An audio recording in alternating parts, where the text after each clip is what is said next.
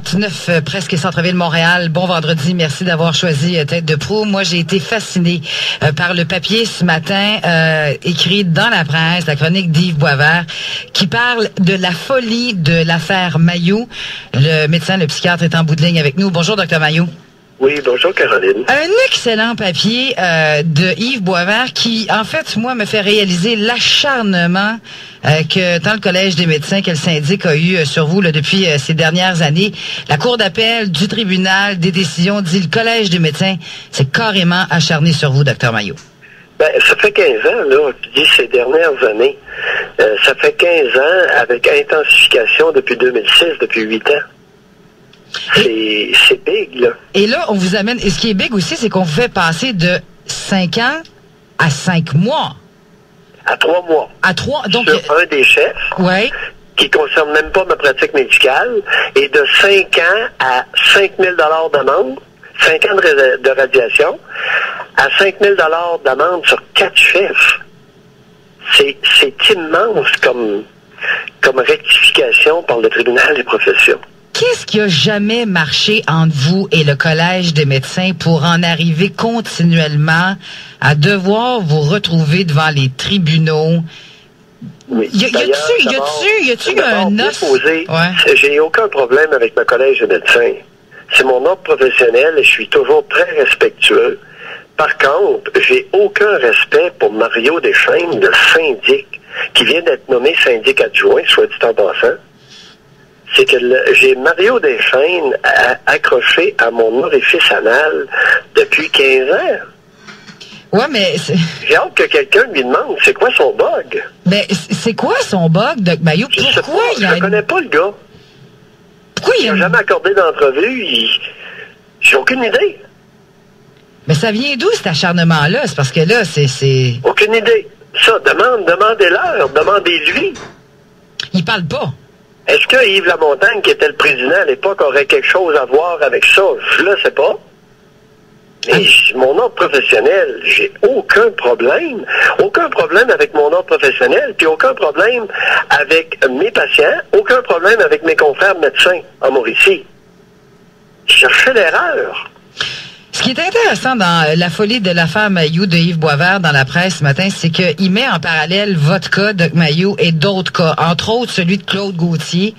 L'affaire Claude Gauthier, et je cite le Boisvert qui dit « Le tribunal a annulé une radiation de 3 ans pour un médecin qui a agressé sexuellement une patiente dépressive dans son bureau et qui avait eu des relations sexuelles avec au moins 2 autres de ses patients. » Lui, la radiation, là, ça a été 9 mois.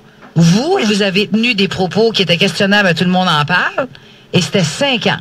Il me semble que c'est disproportionné, là, ça marche pas, là. Non, écoute, ça prend son sens. C'est rien. L'autre cas qui est rapporté, Dr Chan, le Dr Chan en fait défaut de compétence, et la patiente est morte. Puis il a pogné, je pense, c'est 3 mois ou 6 mois de radiation. Oui, il y a eu quelques mois de radiation. Il s'en est pas occupé. Là, vous avez été privé de pratique pendant un moment. Votre carrière aussi fonctionnait très bien dans les médias, que ce soit à la télé ou à la radio. Comment vous avez survécu financièrement toutes ces années-là, Doc Mailloux? Ben, écoute, j'avais des économies. J'avais prévu que... Écoute, revenons à ta question initiale. Ouais, allez-y. Je t'ai posé une question, mais on l'a pas vidée. Moi, je te dis, j'ai pas de problème avec mon ordre professionnel. J'ai un problème depuis 1999 avec Mario Deschaines, qui aimait pas les propos que je tenais à la radio. Bon. Force est de constater que la première plainte disciplinaire concernait uniquement des propos tenus à la radio. Oui. OK? Oui, je me rappelle très bien de ça. C'est sûr que j'ai le verbe haut et fort. On s'entend là-dessus. Alors, on peut présumer que ça aurait hérité M. Deschaines. Et possiblement, le président à l'époque, le grand Yves Lamontagne. Oui, mais entre une irritation, Doc Mailloux, là, puis un comité de discipline qui vous radie, il y a un fossé, là. Oui, mais ah oui, c'est intéressant. Est-ce qu'il est possible, je vais te répondre par une question. Oui, est-ce qu'il est possible que l'avocat Jacques Prévost transmette aux 6 comités de discipline devant qui j'ai témoigné, l'irritation personnelle de son client, le syndic Mario Deschênes. Ben, c'est fort possible. Je veux dire, quand tu as une dent contre quelqu'un, tu vas l'amener l'irritation dans ton argumentaire.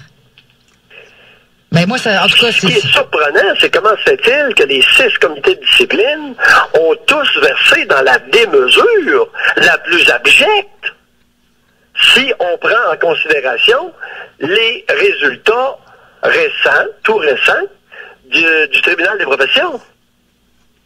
Avez-vous quelque chose à adresser à Dan Phillips? Parce que ce matin, il vous répond dans les quotidiens, entre autres dans le Journal de Montréal, Doc Mayou. Oh, c'est gentil de me permettre cette ouverture-là. J'aimerais rassurer Dan Phillips et la Ligue des Noirs en leur disant que j'ai un demi-frère noir qui vit au Mexique, que mon père a eu avec une femme noire, une descendante d'esclaves au Mexique. Et après son décès, en 2003, j'ai payé volontairement, sans qu'on me le demande, une pension alimentaire pendant 3 ans, alors qu'il était âgé de 15 à 18 ans, pour qu'il puisse terminer ses études. Pensez-vous que Dan Phillips va... Alors, il me semble que ce message-là, Dan Phillips devrait être interpellé là-dessus et rassuré. Là, c'est quoi? C'est bien une valeur. Mayou, le supposé raciste, ça marche pas. J'ai un demi-frère noir. J'ai un demi-frère comme Barack Obama. Mais c'est pas parce qu'on a un demi-frère que ça fait de nous quelqu'un qui n'est pas raciste ou raciste, Dr. Mayou. Caroline! Quoi? J'ai payé 3 ans une pension alimentaire pour qu'il puisse terminer ses études. Je voulais juste poser la question. Personne me le demande après le décès de mon père. OK. Calvaire, ça veut-tu dire quelque chose? Bon. Là, vous allez faire quoi, là? En cabinet, ça a été difficile pour vous. Pas de carrière média ces dernières années.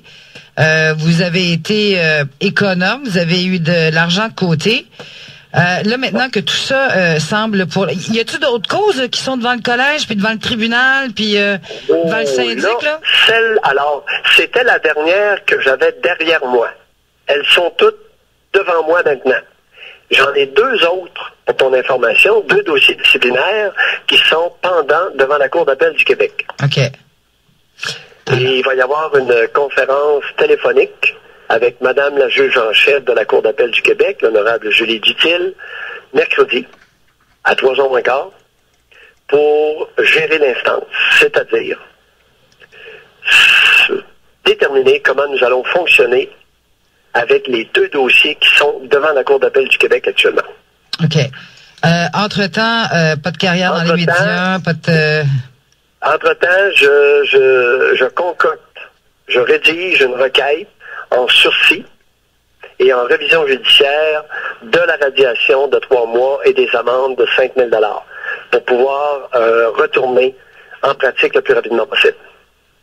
Ça vous fait des journées... 3 mois, parce que mes patients, je suis pas remplacé.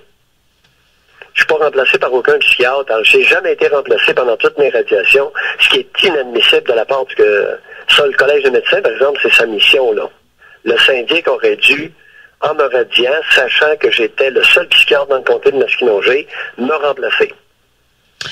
Ben, bonne chance avec tout ça, Doc Mayou. Merci d'avoir pris le temps de nous parler aujourd'hui. C'est grandement apprécié.